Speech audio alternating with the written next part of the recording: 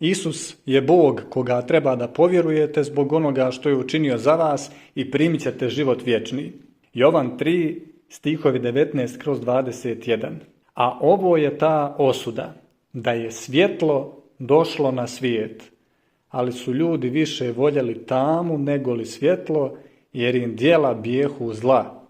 Jer svako ko čini zlo, mrzi svjetlo i ne dolazi ka svjetlu, da se ne osude njegova djela.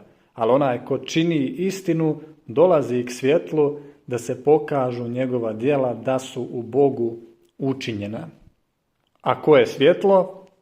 Nalazimo u 1. Jovanovoj 1.5. Ovo je poruka koju smo čuli od njega i navješćujemo vama, da je Bog svjetlo i da nema nikakve tame u njemu. Dakle, Bog je svjetlo, što znači da u Jovanu 3.19 gdje piše svjetlo je došlo na svijet, možemo da razumijemo kao da piše Bog je došao na svijet. A Isus je istinito svjetlo, što znači da je Isus Bog. Jovan 1.9. Biješe to svjetlo istinito, koje rasvjetljuje svakoga čovjeka koji dolazi na svijet. Neko će reći, pa iz apostola je rečeno da su svjetlo, jesu li onda i oni Bog? Naravno da nisu. Ali zbog toga je važno ovo što piše da je Isus istinito svjetlo. A to znači da je on istiniti Bog. 1. Jovanova 5.20. A sad se postavlja pitanje, ko je onaj ko čini istinu i koja su djela koja su u Bogu učinjena? Onaj koji je povjerovao Gospoda Isusa Hrista, to je onaj koji čini istinu. Jovan 6, stihovi 28 i 29.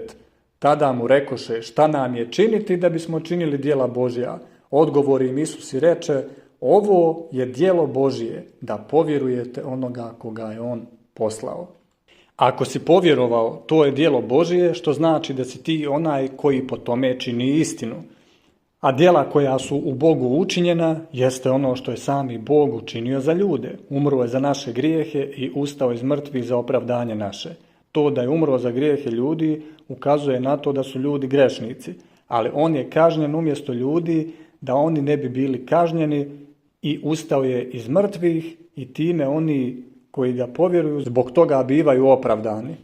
Tako sam ja razapet sa Hristom, mrtav sa njim, ukopan, vaskrsnut, uznesen u nebo, a to je ono što je učinjeno u Bogu. Na prvom mjestu raspeće i smrt, a zatim sve ovo ostalo.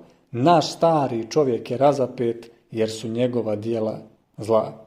Isus je svjetlo istinito, dakle Bog istiniti, a mi koji smo ga povjerovali smo djeca svjetla. 1. Solunjanima 5.5. Svi ste vi djeca svjetla i djeca dana, nismo mi od noći ni od tame.